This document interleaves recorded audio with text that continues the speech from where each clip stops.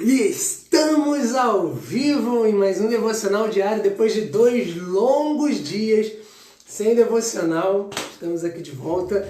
Essa semana tem sido bastante regular, mas hoje, eu estou aqui firme e forte, mesmo mais tarde do que o de costume, como eu falei no story.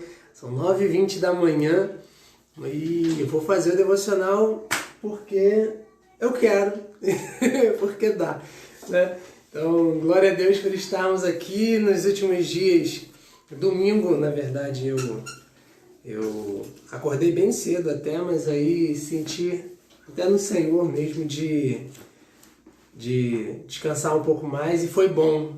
Eu senti que foi Deus mesmo me direcionando para isso e foi bom porque eu precisava daquele descanso para lidar com as atividades e as coisas que eu precisei lidar durante o domingo e a segunda. E ontem nós tivemos atendimento logo cedo e eu também precisei descansar um pouco mais e resolver algumas outras coisas antes e depois. Então acabei a sessão já 10 horas da manhã e aí já estava muito em cima da hora para fazer tudo que eu tinha para fazer ainda na parte da manhã. Então por isso não tivemos ontem também e eu nem consegui avisar. Então, agora mas está tudo certo, está tudo bem, estamos aqui, o importante é a gente seguir o nosso programa. Vamos hoje falar sobre o livro a primeira carta aos Coríntios, capítulo de número 15. E esse é o episódio 15 dessa devocional de Coríntios, de 1 aos Coríntios. E vamos nessa, em primeiro lugar, vamos falar com Deus, amém? Então oremos. Pai, em nome de Jesus, na Tua presença, mais uma vez nos colocamos te agradecendo, Senhor, por esse dia, te agradecendo pelo Teu amor, pela Tua graça, pela Tua bondade, pela Tua misericórdia. Obrigado, Senhor, por tudo que tens feito. Obrigado pela Tua graça, Senhor, que se manifestou salvador através da vida de Teu Filho Jesus Cristo ali na cruz do Calvário e, ó Deus bendito, se confirmou em Sua ressurreição, nos dando, a Deus bendito, e confirmando em nossos corações assim a certeza de que seremos salvos e ressuscitados no Senhor, ó Deus bendito, no último dia. Pai amado, muito obrigado por tudo, pelo Teu amor, pela Tua bondade, pela Tua graça, pela, ó Deus, Tua presença, pela Tua paciência, Senhor, e misericórdia, porque em muitas situações, ó Deus amado, nos comportamos como filhos rebeldes, filhos que não ouvem, filhos que não implementam aquilo que o Senhor direciona, Deus amado, ou quando faz com muito esforço, muita dificuldade, ó Deus bendito, e às vezes questionamos, às vezes nos colocamos em posição, ó Deus bendito, diferente da que o Senhor nos chama para simplesmente obedecer, ó Deus amado. Queremos saber os motivos, os porquês, mas Deus Santo e Bendito, nós entendemos que o Senhor, ó Deus amado, que é o Deus que sonda corações e mentes, que sabe quem nós somos e conhece a nossa estrutura, o Senhor bem sabe o que está em nosso coração e a sinceridade que lá está, ó Deus, e por isso, mesmo no meio de tantas questões humanas e tantas questões até mesmo inconvenientes, e muitas vezes o Senhor olha para nós, ó Deus bendito, como um pai amoroso que entende seus filhos e que conhece como seus filhos, ó Deus bendito, funcionam e sabe, ó Deus amado, o porquê de cada questão e ainda assim nos trata, nos cuida, ó Deus bendito, nos envolve com o seu amor, ó Pai, cuidado. Muito obrigado por tudo, porque o Senhor ainda responde, ó Deus, ainda quando não sabemos pedir, ainda quando não sabemos orar, ainda quando não sabemos nos colocar e nos posicionar diante do Senhor, o Senhor ainda nos responde, ainda está, ó Deus bendito, insistindo em nós, ó Deus, porque o Senhor nos ama e tem grandes planos para cada um de nós, seus filhos, ó Pai. Que o Senhor abençoe, ó Deus bendito, cada um daqueles que estiverem conectados nesta live, ó Deus amado, se estiver assistindo ao vivo, ou até mesmo os que vierem a assistir, ó Deus bendito, posteriormente no IGTV, no YouTube, ou em qualquer outra outro canal de distribuição, ó Pai, que o seu nome seja exaltado sobre a vida de cada um deles, que as tuas mãos poderosas, ó Deus, os guarde, os livres de todo mal, Deus bendito, que nenhuma praga, nenhuma peste chegue, ó Deus bendito, até os seus lares, ó Pai, e que o teu nome, Senhor, o teu nome seja exaltado como uma bandeira, ó Deus bendito, porque o Senhor é o nosso Deus, é o nosso Jeová Nissi, a nossa bandeira, ó Deus bendito, a qual temos o prazer de hastear sobre as nossas vidas, sobre os nossos lares e agitá-la, ó Deus bendito, para que todos olhem e saibam, vejam e reconheçam que o Senhor é Deus sobre as nossas vidas.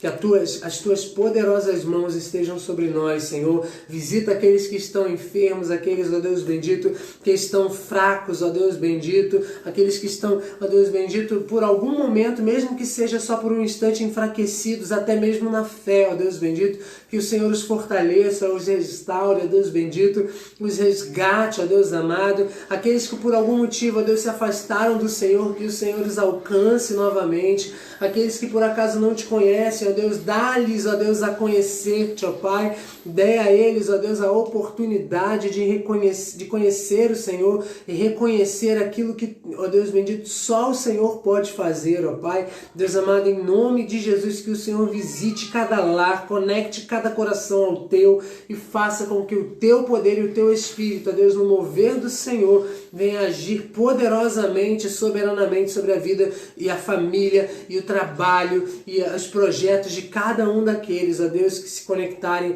a esta mensagem, a esta palavra, a este canal, porque nós, ó Deus bendito, não estamos só conectados, ó Deus, por uma linha, por uma fibra ótica, por um cabo de internet, ó Deus, por uma rede Wi-Fi, né, ou por uma rede social. Nós estamos conectados, ó Deus bendito, em primeiro lugar, pelo Teu Espírito, que a todos une, a todos liga ao Teu corpo, ó Deus bendito, e ao Seu Filho Jesus Cristo. Muito obrigado por tudo. Fala conosco nesta manhã e nos abençoe com a Tua presença poderosa, não só agora, ó Deus bendito, mas todos os dias de nossas vidas. Obrigado por tudo, é o que te pedimos e agradecemos, em nome de Jesus. Amém. E graças a Deus, louvado seja o nome do Senhor. E aqui vamos nós, A grande vantagem de se fazer essa hora da manhã, depois de eu acordar, né, de ficar aí 2, 3 horas acordando. Vou te falar, tem dia que para acordar, né, tipo marcha lenta mesmo, para acordar é complicado. Acordo 5 horas da manhã e vou acordar lá para as 8, né? Eu vou fazendo as coisas tudo sonambulando, mas faço. Né? Mas isso tudo depende. Quem me acompanha sabe, né? Tem 2 filhos pequenos, um de 3 anos, um acabou de fazer 7 meses, então de vez em quando as madrugadas são tensas. Aí eu achava que ia dormir 6, 7 horas, acabo dormindo 3, 4 horas, então... mas é isso, faz parte da vida. O mais importante é estar firme de pé, seguindo o fluxo, né, na direção daquilo que o Senhor tem apontado para nós, que é o caminho a seguir. Então, mas que com certeza é muito melhor, muito mais, tenho muito mais energia nesse momento já estando acordado assim. Isso com certeza é. Imagino que não teremos bocejos nessa live, então vamos nessa. 1 Coríntios, capítulo de número 15. Esse capítulo é um capítulo muito especial nessa primeira carta aos Coríntios, porque ele é um capítulo que fala de ponta a ponta sobre uma das principais bases da fé cristã. É uma das principais bases da fé cristã e é a principal razão da nossa esperança e da esperança que temos de salvação em Cristo. O tema desse capítulo 15 é a ressurreição de Cristo, de maneira geral, a ressurreição. Tá? Então, vamos ler o capítulo como de costume, depois fazer um breve comentário. E hoje eu não sei se vai ser breve ou se não vai. Eu sempre objetivo fazer breve, mas assim, o tempo dessa devocional que Deus colocou no meu coração, né, e eu me propus a fazer de fato, era estar reunido aqui, né, junto aqui com vocês, por pelo menos 1 hora. Né? Tem dias que eu pretendo sair mais cedo, na verdade a maioria deles eu não consigo, eu sempre bato cerca de 1 hora, e teve uma vez que eu consegui fazer em 30, 40 minutos ali. Mas o fato é que o tempo é de 1 hora e é o tempo que eu estou dedicando aqui ao Senhor e também para te servir de alguma forma ao ministrar, ao compartilhar com você esse tempo devocional e essa palavra que o Senhor tem nos deixado para nós aqui, né? Então a gente está aqui nesse bate-papo sobre a palavra, não é um momento de pregação da palavra, é diferente, tá? Quando a gente faz um momento de pregação é diferente, embora a gente esteja anunciando a palavra, mas uma pregação, uma preleção, né? Um momento ali de fazer de apresentar um sermão, seja lá qual o termo que você queira usar, é um momento diferente, onde tem alguma coisa bem específica, uma mensagem bem específica para aquele tempo. Tudo, embora eu acredito que a palavra do Senhor, eu acredito na palavra do Senhor e sei que ela não volta vazia. Então, sempre que ela é lançada, ela, como boa semente que é, traz de volta seus frutos. Mas não é uma pregação, então não tem o formato de pregação. Aqui a gente vai estar comentando o que Deus coloca no meu coração. Eu vou estar comentando o que Deus coloca no meu coração conforme eu faço a leitura e meditação na palavra, tá? E aí, como eu já falei, o formato a gente começa, eu faço a apresentação, oramos, faço a leitura, faço os comentários de acordo com o que o tempo nos permite, tá? Porque a minha ideia nunca foi ser extensivo e cobrir todo o livro, tá? Todo o capítulo do livro que a gente está lendo. Então, não tenho essa intenção, tá? E aí a gente faz o comentário e no final a gente termina a oração, se despede e até o próximo dia. Então é mais ou menos assim, tá? Então, bom, vamos nessa e que Deus nos abençoe e direcione nesse momento. Então diz assim a palavra do Senhor: Irmãos, quero lembrar-lhes o evangelho que lhes preguei, o qual vocês receberam e no qual estão firmes. Por meio deste evangelho vocês são salvos, desde que se apeguem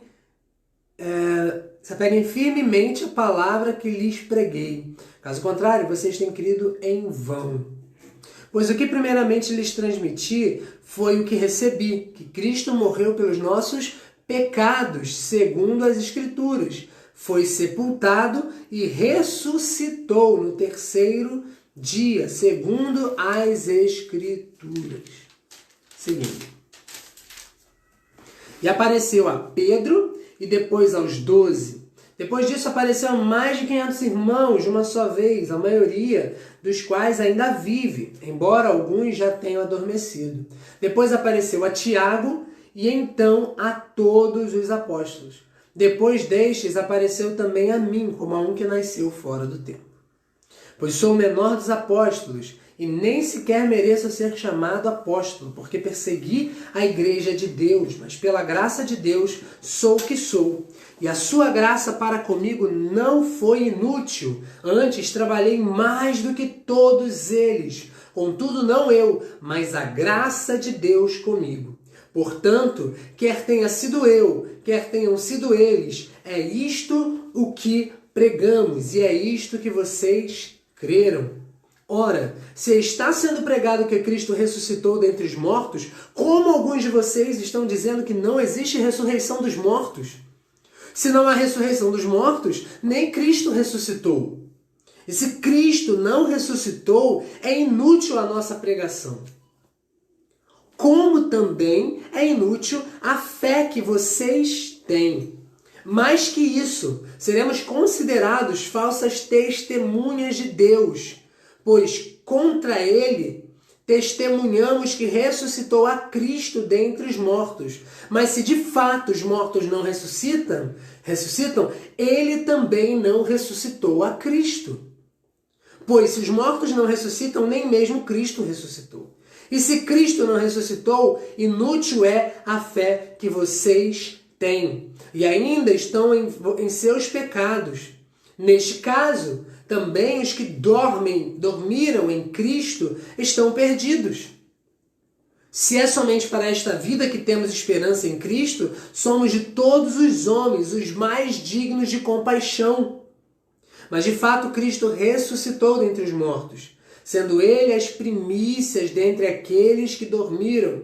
Visto que a morte veio por meio de um só homem, também a ressurreição dos mortos veio por meio de um só homem.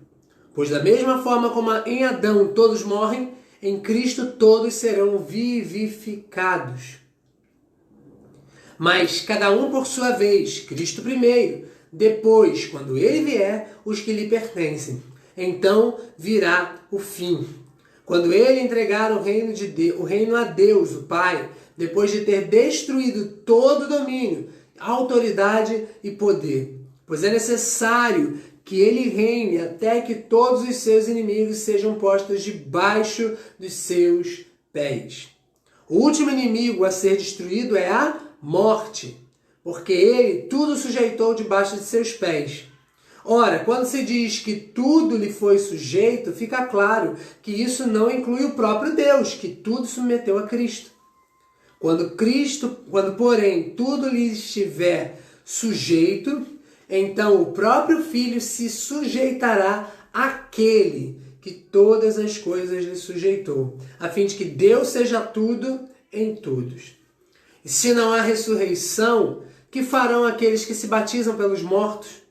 Se absolutamente os mortos não ressuscitam, por que se batizam por eles? Também nós, por que estamos nos expondo a perigos o tempo todo? Todos os dias enfrento a morte, irmãos. Isso digo pelo orgulho que tenho de vocês em Cristo Jesus, nosso Senhor. Se foi por meras razões humanas que lutei com feras em Éfeso, que ganhei com isso? Se os mortos não ressuscitam, comamos e bebamos, porque amanhã morreremos.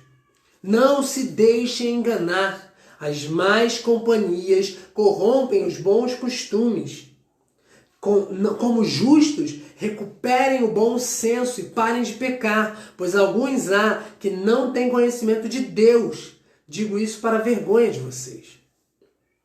Mas alguém pode perguntar: como ressuscitam os mortos? Com que espécie de corpo eles virão? Insensato! O que você semeia não nasce a não ser que morra. Quando você semeia, não semeia o corpo que virá a ser, mas apenas uma simples semente, como de trigo ou de alguma outra coisa.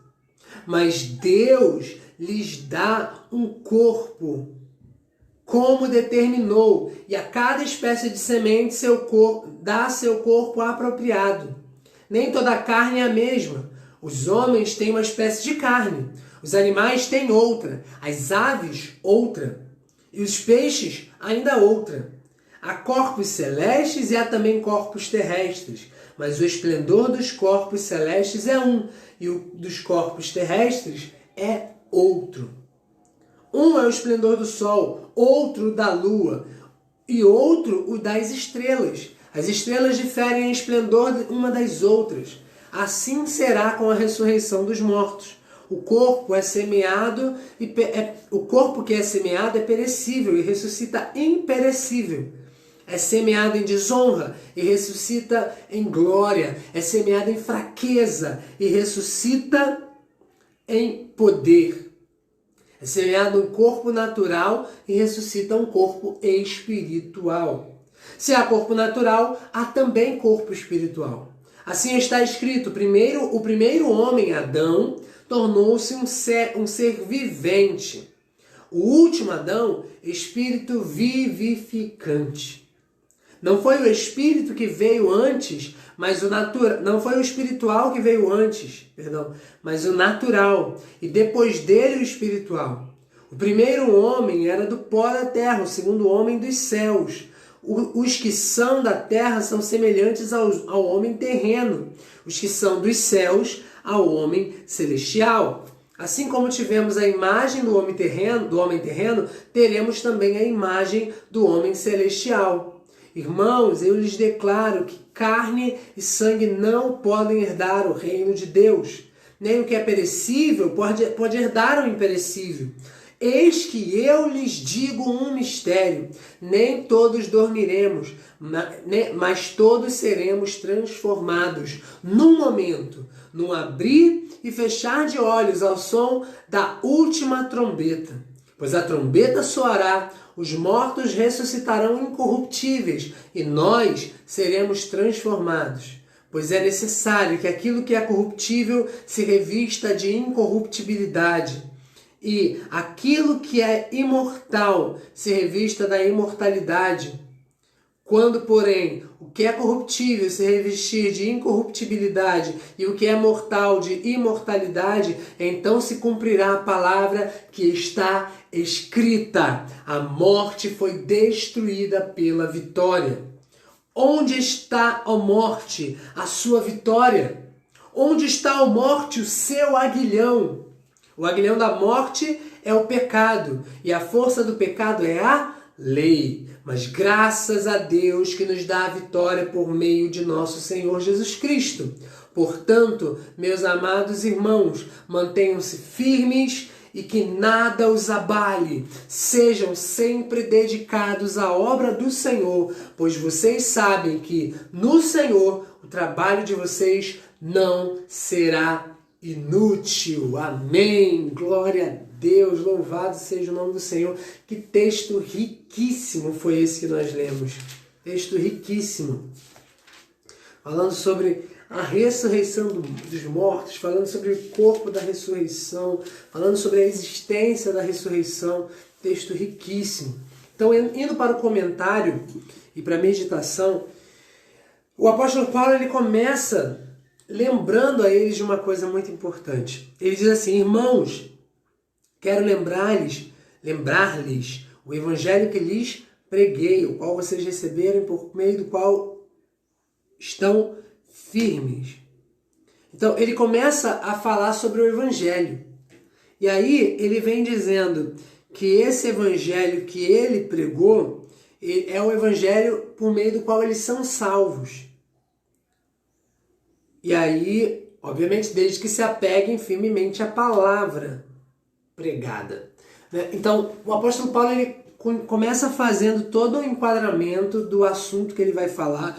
E o que ele está dizendo é o seguinte: olha só, vocês estão vivendo a vida que vocês vivem porque vocês creram na pregação que eu fiz a vocês do Evangelho. Então o apóstolo Paulo está lançando as bases dizendo: a fé de vocês está fundamentada numa palavra. A palavra de Deus ministrada a vocês por meio de mim. Através de mim. Então, vocês se estão alicerçados nessa palavra e permanecerem alicerçados, vocês serão salvos. Agora, se vocês não permanecerem alicerçados nessa palavra, vocês não serão salvos. E o que ele está dizendo é que essa palavra, esse evangelho, é o fundamento da fé deles. E aí ele diz, ele fecha o versículo 2 dizendo: caso contrário, vocês têm crido em vão. Ou seja, se vocês receberam a palavra que eu preguei, que é o evangelho, né? Receberam o evangelho através da palavra que eu preguei, e vocês não estão apegados a essa palavra de maneira integral, vocês estão crendo em vão. Porque vocês não estão crendo em tudo, a ponto de se apegarem. Então o primeiro ponto aqui é o seguinte: não basta crer. Como assim, pastor Felipe? Como é que não basta crer? Não é a fé que salva? Não é por meio da fé que a gente é salvo? Sim, mas só que essa fé que a Bíblia fala, a fé que a gente vê a palavra de Deus mostrando que é através dela que recebemos a salvação em Cristo, é uma fé que se reflete em ações, é uma fé que é demonstrada, é uma fé que é ativa. Não basta, quando eu falo não basta crer, é que não é só eu dizer que eu acredito. Isso tem que estar vibrando em mim, a ponto de me mover, a ponto de me fazer viver isso. Se naturalmente uma crença já não é simplesmente o fato de eu dizer que eu acredito, porque você já deve ter vivido assim ou conhecido alguém assim que diz que acredita em alguma coisa, mas não demonstra em momento nenhum que acredita naquilo.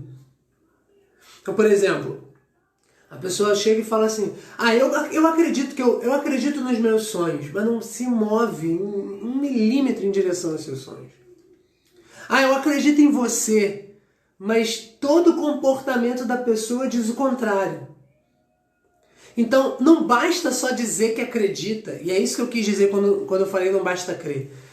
Não basta dizer que acredita da boca para fora, porque essa fé aqui, ela é uma fé ativa, ela move a gente. Então, a crença naturalmente, quando a gente estuda sobre crenças, até mesmo no meu campo profissional de programação neurolinguística e tudo mais, a gente entende que a crença ela funciona como um comando para o sistema nervoso. Então ela se torna um filtro da nossa percepção, um comando para o nosso sistema nervoso, uma linha mestra para dirigir todos os nossos comportamentos. Então, mesmo uma crença natural, como por exemplo a crença de que sei lá, o mundo é bom ou o mundo é mau, de que, sei lá, homens são de uma certa maneira, mulheres são de uma certa maneira, de que quando está nublado vai chover. Todas essas crenças, elas direcionam, naturalmente, elas funcionam como comandos para o nosso sistema nervoso. Então, esse já é um ponto. Agora, indo além, a fé sobrenatural e principalmente a fé salvífica vai além da fé natural. Então, se a fé natural já mobiliza o nosso sistema nervoso a ponto de estar entremeada, né? Ou seja, está misturada, mesclada, está entranhada em todos os nossos comportamentos, palavras e pensamentos e emoções, quem dirá a fé sobrenatural, a fé salvífica? Essa fé, ela é ativa e por ser ativa, requer ação, demonstração. É impossível alguém dizer que acredita de verdade no Evangelho e está vivendo o contrário ao Evangelho. É impossível, a não ser que ele ainda não tenha recebido a porção do Evangelho que diz respeito àquele tipo de comportamento. Mas é impossível ele dizer que acredita no Evangelho e está fazendo exatamente o contrário do que foi dito para ele fazer. Fazendo completamente o contrário do que Jesus faria. Fazendo completamente o contrário do que a palavra orienta. Então, aquele velho dilema que não existe, aquele paradoxo que não existe, mas é um aparente paradoxo, de Paulo e Tiago quando falam sobre o fé e obras. Tem gente que acha que existe um paradoxo quando na verdade os dois estão se complementando de maneira mestra, assim, de maneira magistral. Porque o apóstolo Paulo ele fala que a salvação é pela fé. E Tiago fala que a fé sem obras é morta. Repara que Tiago não está falando sobre a salvação e dizendo que a salvação é pelas obras. Tiago ele está dizendo que a fé é demonstrada através da sua vida. E a sua vida, ou seja, as pessoas reconhecem você e a sua fé é demonstrada através dos seus comportamentos.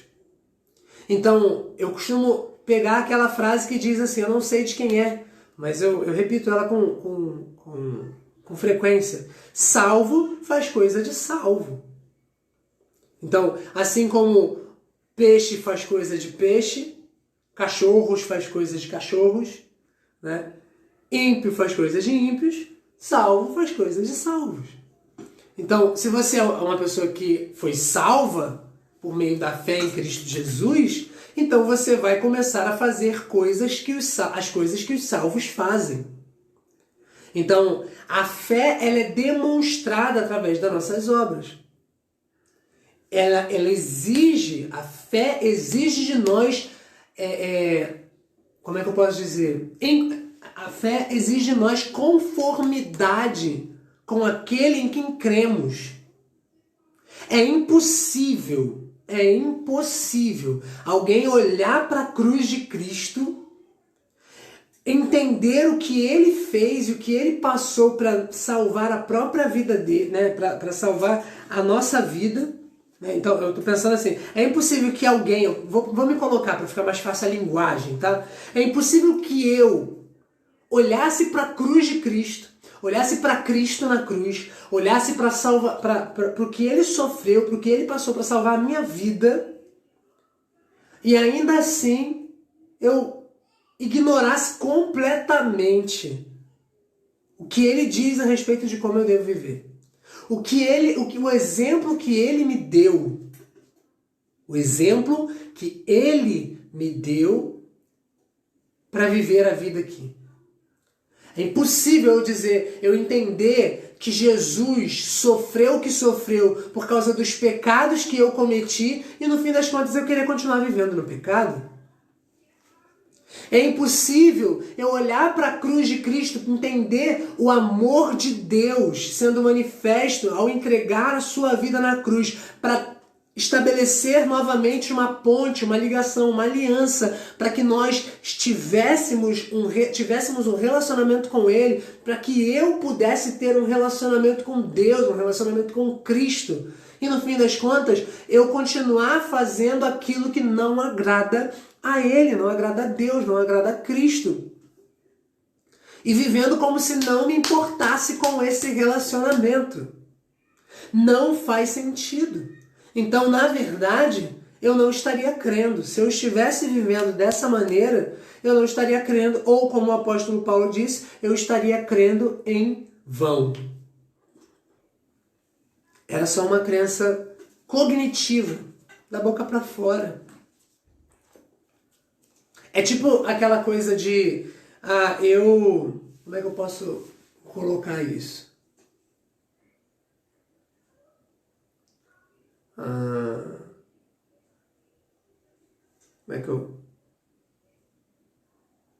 é que eu posso colocar isso? Me dá um exemplo, Espírito Santo.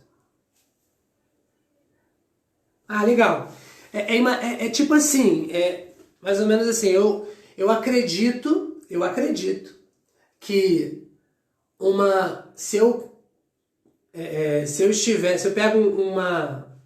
se eu pego uma asa delta, eu acredito que a asa delta ao voar, sair do topo de uma montanha, os ventos, logicamente, os ventos vão aparar ela e ela, pela forma que ela tem, ela vai ficar planando no ar até suavemente cair na terra. Pousar na terra, cair não, pousar na terra. Então eu acredito nisso, eu acredito que a estrutura da asa delta é o suficiente para que ela possa planar bastante e chegar até chão firme, terra sólida. Eu acredito que existe toda uma física por trás daquilo que sustenta a asa delta. Mas eu não salto de asa delta, eu não ando de asa delta de jeito nenhum. É mais ou menos isso. Entendeu? Então, viver essa crença cognitiva, ou seja, eu acredito em Jesus, eu acredito que Ele veio para nos salvar, eu acredito que Ele é Deus, que Ele é Senhor e tal, que Ele morreu, que Ele ressuscitou. Acreditar, mas não dar uma resposta de fé a isso que eu digo que acredito, não dar esse salto de fé e se lançar-se como foi, como seria no caso da asa delta, não de nada. Crido em vão. Se não nos apegamos a essa palavra, a ponto de gerar resposta, resultado, não cremos estamos crendo em vão. Quando eu falei, por exemplo, do aparente paradoxo que existe entre Paulo e Tiago, tanto Tiago não está falando sobre ser salvo pelas obras, ele está falando sobre demonstrar através de atitudes, de obras, de ações, a nossa fé. Ou seja, fazer com que a fé seja o que ela foi estabelecida para ser. Uma fé prática, uma fé ativa. Como é que Abraão provou que ele creu em Deus? Quando Deus chamou ele, sem dizer nada, nem para onde ele ia, e falou, sai do meio da sua terra, do meio da sua parentela, e vem para onde eu vou te guiar, eu vou te mostrar. Como é que ele acreditou? Como é que ele demonstrou que acreditou? Ele pegou e saiu. Como é que Abraão, ele acreditou em Deus, demonstrou que acreditou em Deus num outro momento? Quando Deus chegou para ele e falou assim, olha, pega o teu filho e oferece em sacrifício a mim. Ele foi sem pestanejar, provavelmente com um aperto no coração, mas foi lá, pegou Isaac, levou para sacrificar. E isso demonstrou que ele creu. Então a fé exige uma resposta. Essa fé que a Bíblia fala exige uma resposta de ação. E o apóstolo Paulo ele também fala isso. No mesmo texto que ele diz que nós somos salvos pela graça mediante a fé, não é pelas obras para que ninguém se vanglorie, mas pela fé. Porque Jesus é quem fez a obra. E aí depois ele diz, logo no versículo 10, ele fala, isso é Efésios 2, 8, ele fala sobre a fé. E no 10 ele diz que nós fomos salvos para as boas obras. Ou seja, a nossa fé em Cristo nos salva. A nossa resposta de fé, ou seja, o fato de crermos que Ele nos salvou e passou por tudo que Ele passou para nos salvar, nos move em direção às boas obras, a viver uma vida de boas obras, a viver para Ele. Perdão. Então é impossível a gente dizer que crê e não fazer aquilo que a nossa fé exige. E aí o apóstolo Paulo está dizendo, vocês estão crendo em vão se vocês não acreditam em tudo que eu falei. E aí ele começa a falar que ele transmitiu o quê? Que Jesus Cristo morreu pelos nossos pecados, foi sepultado, ressuscitou o terceiro dia. Só que o que acontece? Aí fala, né, que ele apareceu às pessoas como prova e tal. E por último apareceu a ele. E aí ele termina, né, ele dá todo o contexto, ele cria o contexto, a gente já falou sobre isso, é um enquadramento, né? Para falar sobre isso, ele dá um respaldo, né, faz um enquadramento e cria um contexto também para mostrar novamente quem é ele, a autoridade que ele tem para falar sobre isso. Tá? E aí depois ele volta para o assunto da ressurreição, que é o tema desse capítulo. E ele diz, ora, se está sendo pregado que Cristo ressuscitou dentre os mortos, como alguns de vocês estão dizendo que não tem ressurreição dos mortos? Porque existia... Eu até vou pegar aqui a referência.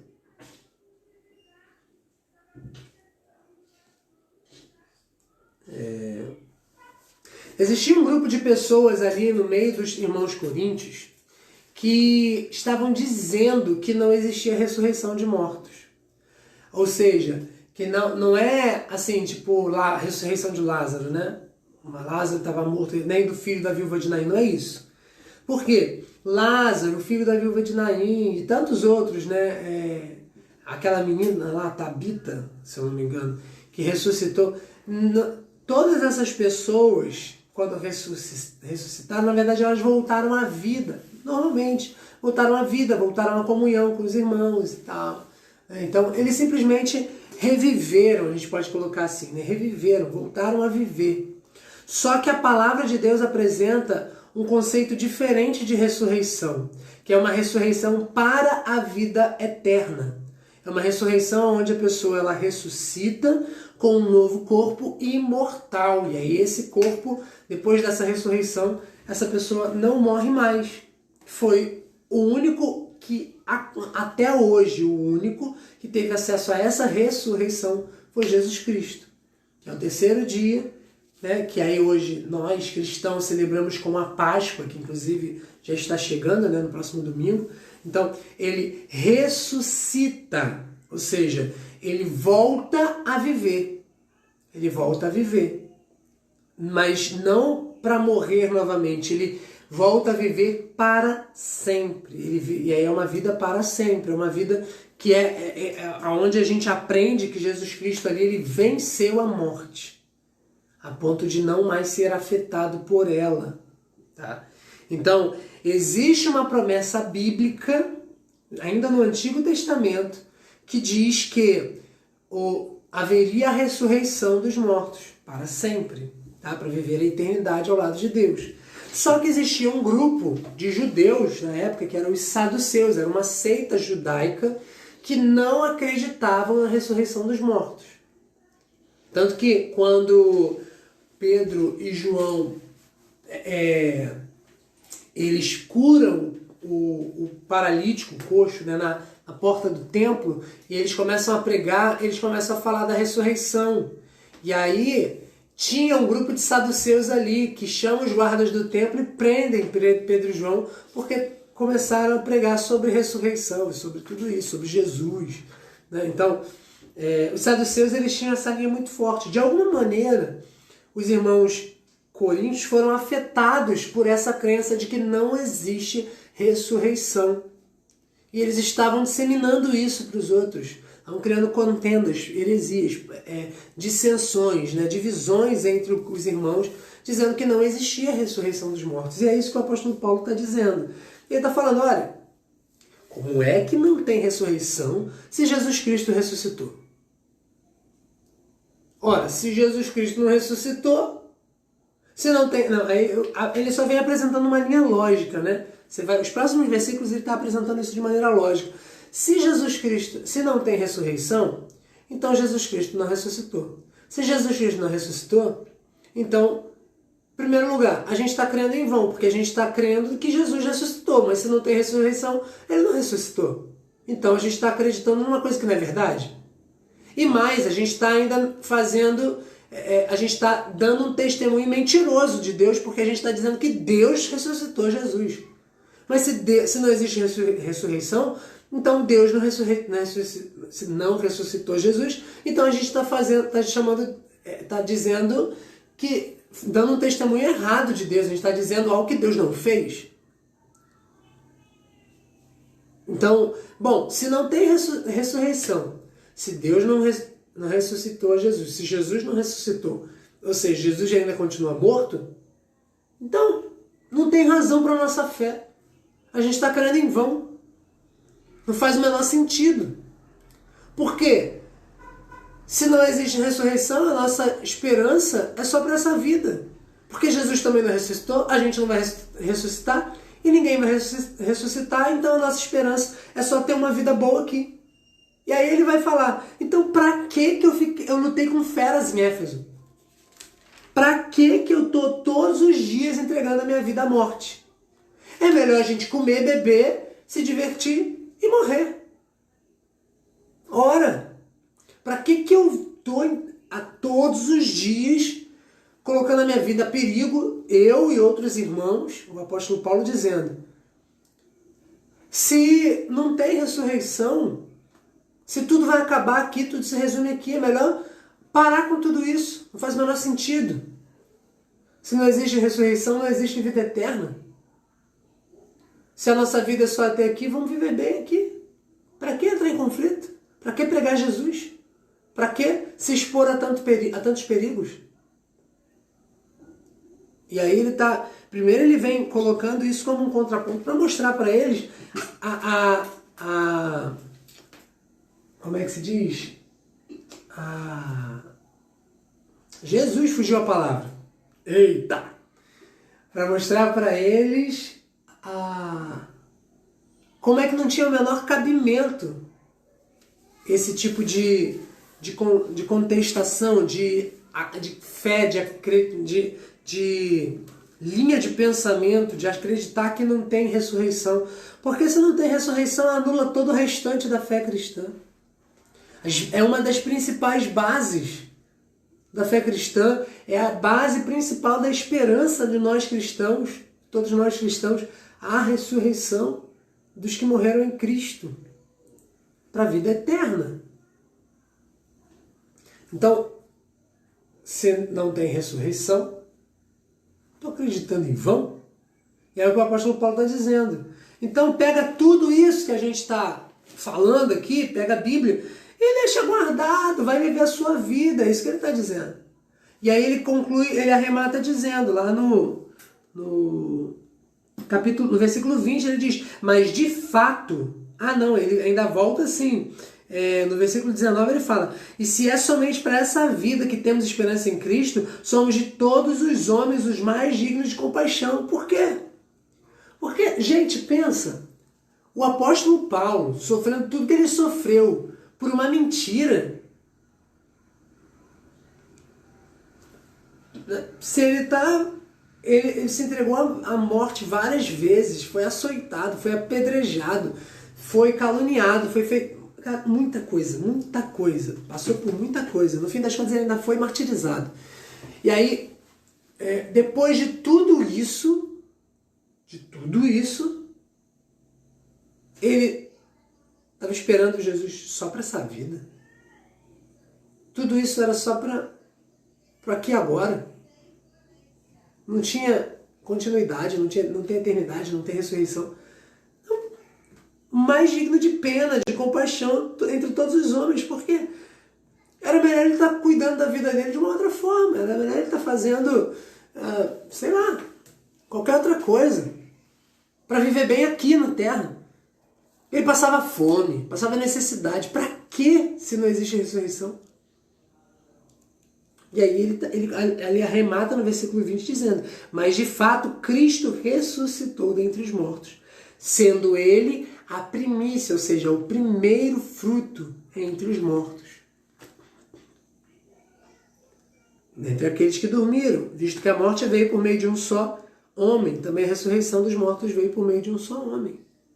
Então, Cristo ressuscitou dos mortos e ele nos deu com isso a entender que nós também ressuscitaremos dos mortos. Essa é a promessa.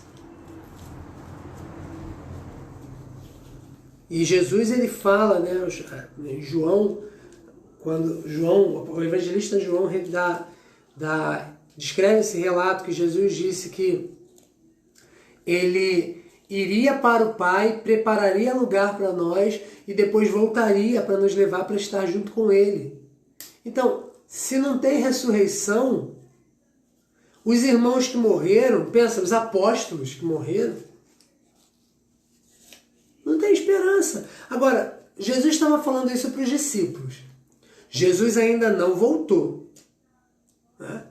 Embora tem gente que acredita numa teologia diferente da que eu acredito, né? Acredita que Jesus já voltou. Mas eu acredito que Jesus ainda não voltou para buscar os seus, para buscar a sua igreja. Se ele não voltou para buscar a sua igreja, e ele prometeu para os apóstolos que ele voltaria,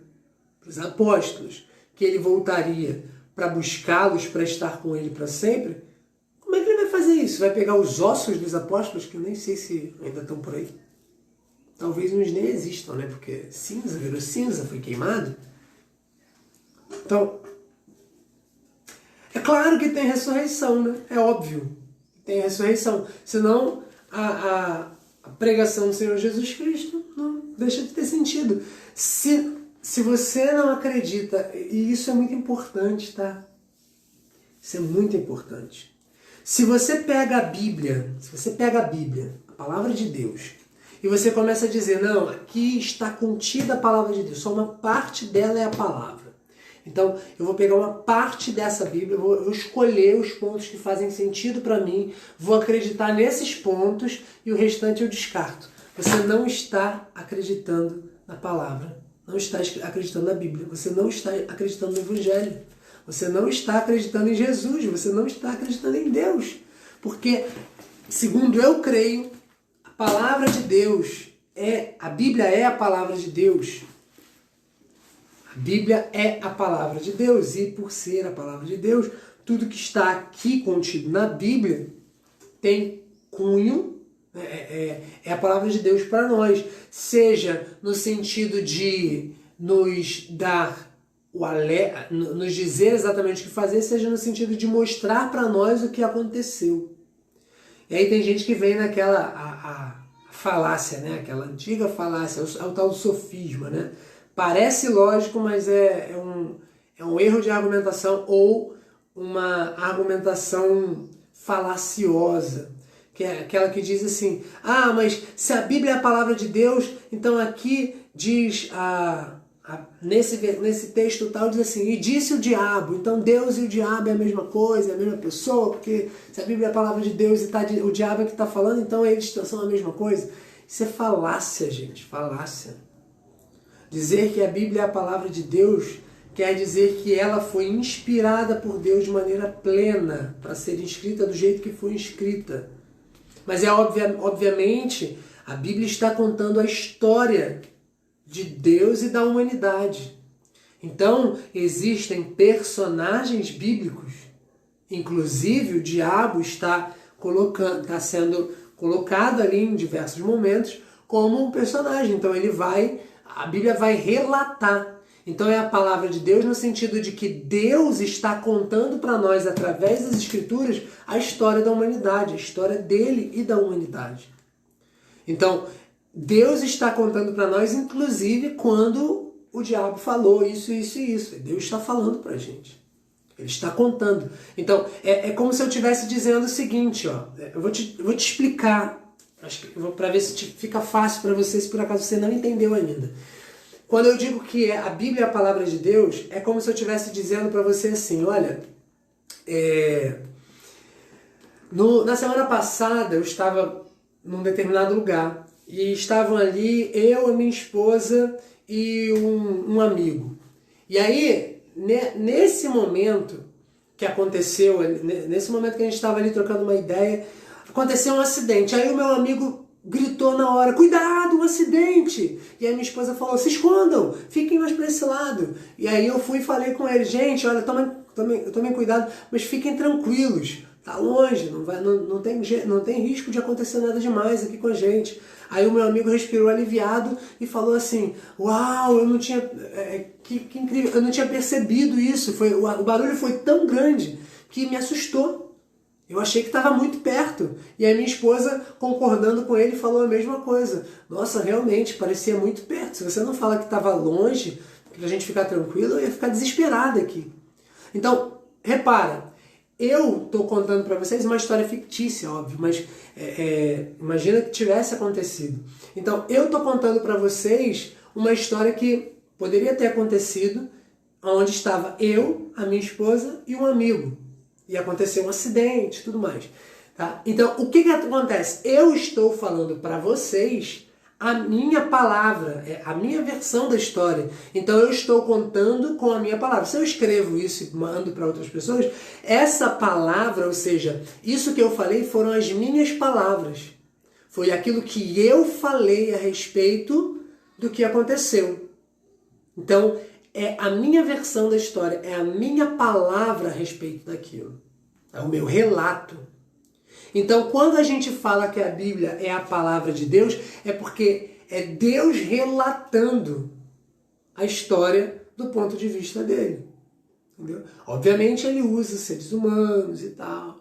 Né? Nem tudo é exatamente, por assim dizer, como é que eu posso dizer? Nem tudo vai ser dado com uma perspectiva divina, no sentido da perspectiva onde Deus tudo conhece, mas da perspectiva no sentido de Deus estar usando homens para inspiradamente falarem aquilo que Ele queria que nós conhecêssemos acerca da história da humanidade e da sua própria história. Então, é nesse sentido que a gente... Claro que isso é uma metáfora associativa para dizer ligeiramente como é que é, tá? Mas basicamente Deus, ele inspirou os seres humanos a escreverem a Bíblia. Foram mais de 40 autores para escrever a Bíblia. Ele deu aval para que esses textos fossem preservados. Ele preserva a sua palavra. E até hoje nós temos o registro da palavra de Deus, conforme ele decidiu e desejou que fosse. Tá? Então, a porção da palavra que temos hoje nas mãos é a porção que Deus permitiu que chegasse até nós, é que Deus preservou como a sua palavra. Ok? Então, o que está... Bom, espero que tenha ficado claro para todo mundo com esse exemplo. Então, a palavra de Deus... Então, voltando para aquela história de que a Bíblia diz, então disse o diabo, por exemplo. E aí, é porque Deus está, através do relato de um certo servo dele, está contando a sua história para nós, inclusive contando como o diabo, qualquer outro personagem bíblico, falou o que falou. Ok? Então, é basicamente isso. Então, não dá para você acreditar numa parte da palavra, selecionar tipo self-service, né? A Bíblia não é um self-service. A Bíblia, tem gente que usa essa metáfora. A Bíblia é como um restaurante à la carte. Você tem o prato pronto, você escolhe o prato pronto. E é isso. E você come o que está no prato pronto. Não é um self-service onde você escolhe o que você acha que é melhor, tá? Que você gosta mais. Tá ali, o prato está feito, é para comer. E ele vai ser bom para nós se comermos tudo. Às vezes é doloroso, às vezes desce amargo, às vezes é um gilozinho. Nem sempre é pudim, às vezes é giló, mas esse giló vai fazer bem para o nosso corpo. Inclusive o giló, literalmente falando, é um dos elementos da natureza, é um dos vegetais com maior potencial de nutrição que eu já conheci, né? Por mais que seja horrível em termos de amargor, né? Mas é potencialmente um dos mais nutritivos alimentos que existem. Tá? Então, vamos lá. Perdão. Então, existem pessoas que querem selecionar. Agora, se você acredita numa parte do que a Bíblia diz e não acredita na outra parte, desculpa te dizer, mas você não está acreditando na Bíblia, você está acreditando em você mesmo. Você está acreditando naquilo que você quer acreditar. E está usando a Bíblia como um validador daquilo que você acredita. Então, mil desculpas, você não está acreditando na Bíblia e provavelmente você está crendo em vão. Não dá para escolher, ou você escolhe, principalmente as verdades principais, as bases, os fundamentos da fé cristã. Se você tira um fundamento, se você tira uma pilastra de um prédio, vai cair. Não tem sustentação. Tá? Então, creia na palavra como um todo, ou não creia. É isso que... Ah, mas eu posso usar parte da palavra. Claro, a Bíblia é um excelente livro. A Bíblia é um livro que, em termos de livros de sabedoria, é o top 1, top 0. É um livro... sabedoria milenar para te ajudar em diversos aspectos da sua vida, a ser uma pessoa melhor, a entender o ser humano, a se relacionar melhor, a ter sucesso nos negócios, a viver uma vida agradável, boa. Pode. Você pode usar a Bíblia como um manual do fabricante, que é o que ela é o manual do fabricante, ela nos diz como nós funcionamos. Agora, isso você vai aproveitar só as menores partes, as migalhas, vamos dizer assim, do que são os benefícios que a Bíblia traz para nós. A Bíblia foi escrita e sustentada até hoje para nos dar, para ser para nós a porta, que nos conduza a uma vida de relacionamento íntimo com Deus, como filhos. Se você começar a escolher certos aspectos das Escrituras para acreditar e não outros, o que acontece é que você não vai ter acesso a essa porta. Principalmente quando diz respeito às bases da fé cristã. E aí é o que ele está dizendo. Aí ele começa a explicar, né, a morte, da mesma forma que a morte veio por meio de um só homem, ou seja, Adão. Adão estava lá desfrutando de eternidade com Deus. A gente não sabe quanto tempo passou até ele cair. Mas Adão estava lá num corpo imortal, ao que tudo indica, era um corpo imortal, né?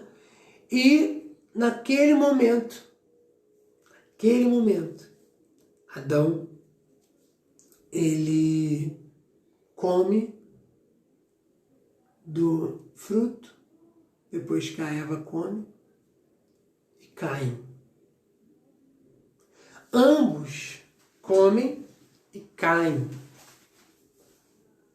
E aí quando os dois comem, Deus vem e mostra para eles a bobagem que eles fizeram.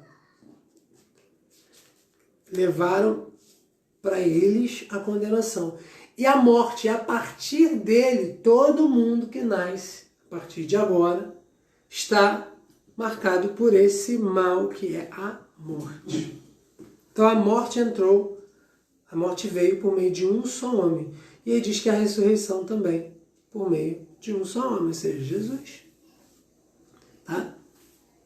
E aí ele começa a falar sobre isso, né? Que o último inimigo a ser destruído vai ser a morte, através da ressurreição, e que Deus, né, sujeitará tudo debaixo dos pés dos filhos, inclusive do Filho de Deus, Jesus, inclusive a morte. Então, é isso. Ele vem dando muita... Eu já estou há bastante tempo aqui. Ele vem dando muito texto para provar isso. Para muita gente, esse capítulo aqui fala assim, poxa, precisava. Mas para eles precisou, né? Porque eles não sabiam. Depois ele vem falando sobre o corpo da ressurreição. Isso é um tema que é desconhecido. O fato é que a gente ainda não sabe o que nos tornaremos. Mas uma coisa é certa. Quando Jesus vier e trouxer para nós a possibilidade de transformação, porque ele diz que nem todos morreremos para que sejamos ressuscitados, mas todos seremos transformados. Então, os que morreram vão ressuscitar em glória, e os que não morrerem vão ser transformados e terão um corpo glorioso. O que é mais provável é que teremos um corpo como o de Jesus depois da ressurreição. Um corpo que era mais forte, mais rápido, era um corpo mais que atravessava paredes, que se teletransportava, talvez, não sei, sumia de um lado, aparecia no outro, não sei. Alguns indícios do que esse corpo que Jesus veio tinha de detalhe. Né? Então, é possível que a gente tenha uns corpos assim, tenhamos corpos nesse sentido. Não sei se teletransporte, mas vamos lá. O diácono Felipe experimentou teletransporte, porque não nós com corpos transformados, né? Então, o que acontece é isso, nós teremos um corpo igual ao de Cristo, tá? Como eu falei, é um capítulo muito longo. Então, bom, para a gente terminar, e a gente ir para a oração e finalizar, que a gente já está bastante tempo aqui, eu quero mostrar, ele fala sobre o corpo, fala que o nosso corpo será incorruptível, será imortal, e provavelmente um corpo semelhante ao corpo que Jesus Cristo apareceu para os discípulos. E no final ele termina dizendo, mas graças a Deus que nos dá a vitória por meio de nosso Senhor Jesus Cristo. Portanto, meus amados irmãos, mantenham-se firmes, que nada os abale, sejam sempre dedicados à obra do Senhor, pois vocês sabem que no Senhor o trabalho de vocês não é inútil. Então, meus queridos irmãos que estão assistindo a esse vídeo, a essa live, a essa transmissão, mantenham-se firmes no Senhor, constantes, ou seja, que nada os abale, porque o nosso galardão é certo. Sempre constantes e abundantes e transbordando sobre a vida de todos. Nunca parem, nunca parem, nunca parem. Creio em Cristo. E nada mais propício para nós falar de ressurreição do que falar de ressurreição na semana da Páscoa. Que Deus abençoe a sua semana. A Páscoa ela é um lembrete para nós de que Jesus Cristo ressuscitou. Ele morreu na sexta-feira santa, ressuscitou no terceiro dia, no domingo. Não é que rolou um bocejo. Precisava desse. Estava precisando de oxigênio, oxigenar o meu cérebro. Nem é sono, não, é mais necessidade de oxigenação do cérebro, não sei se você sabe. Então, Jesus Cristo, ele morre no terceiro dia, no primeiro dia, na sexta, ressuscita no terceiro. E aí, tem gente que fala, mas não eram 3 dias. É porque, principalmente para o judeu, existia essa contabilização dos dias, como um dia contabiliza como parte, ou parte de um dia, né? Então, Jesus morre na terça-feira à tarde, então contabiliza o primeiro dia. E aí no segundo dia, que é o sábado, ele está ainda morto. E no terceiro dia, que é domingo, ele já está ressuscitando pela manhã. Então, primeiro, segundo, terceiro dia. Ele morre num dia e ressuscita no terceiro dia, 3 dias depois. Não é tipo, segunda, sexta, então sábado, domingo, segunda. Não é. Sexta foi contabilizado primeiro, sábado, segundo, domingo, terceiro. E aí por isso o apóstolo João se refere ao domingo como o dia do Senhor. Foi o dia que ele ressuscitou. Amém? Então, fiquem firmes, creiam. O dia está próximo. Mas mais do que tudo isso que a gente falou, mais do que tudo isso não. Para somar a tudo isso que a gente falou, o apóstolo Paulo ele arremata no versículo 58 dizendo: essa certeza da salvação e da ressurreição servem para nós como convicção e força para seguirmos adiante, fazendo a obra do Senhor, mantendo-nos firmes e constantes, sempre abundantes no Senhor, porque o nosso galardão é certo. Então que Deus abençoe a todos nós. Em nome de Jesus, que a palavra do Senhor seja viva e eficaz em nossas vidas e que o nome do Senhor seja exaltado. Amém? Fiquem firmes, sejam constantes, que nada os abale, que a obra do Senhor seja sempre abundante em suas vidas, em nossas vidas. Vamos fazer o que tivermos para fazer no tempo que nos resta, porque o tempo é curto e os dias são maus. Então, vamos aproveitar a cada oportunidade. Em nome de Jesus. Amém. Então, oremos. Pai, em nome de Jesus, na Tua presença, continuamos. E em oração, Senhor, nos colocamos diante de Ti, Senhor, para Te agradecer por tudo que o Senhor tem feito. Muito obrigado, Pai. Obrigado pelo Teu amor, pela Tua graça, pela Tua misericórdia, Senhor. Obrigado porque até aqui o Senhor tem sustentado as nossas vidas e tem feito grandes coisas em nós, Senhor amado. Muito obrigado por essa palavra, que o Senhor fortaleça a nossa fé, que a nossa fé, ó Deus bendito, seja viva e eficaz, que ela nos dê sempre, ó Deus bendito, razões em abundância para manifestar o Teu amor, a Tua graça. Fala conosco, nos abençoe e que em tudo, Senhor, o Senhor que é poderoso e glorioso seja manifestado em nossas vidas. Nós venhamos ter a nossa vida como verdadeiramente um painel, Senhor, um outdoor, uma bandeira, Deus bendito, que mostre para todos o Senhor refletido em nós. Que sejamos luz no meio das trevas e que a Tua graça reflita-se em nossas vidas. Em nome de Jesus eu te peço, te agradeço. Amém e graças a Deus. Que Deus abençoe a sua vida e até amanhã, se Deus quiser, em mais uma devocional. Em nome de Jesus. Deus abençoe. Fiquem com Deus. Tchau, tchau.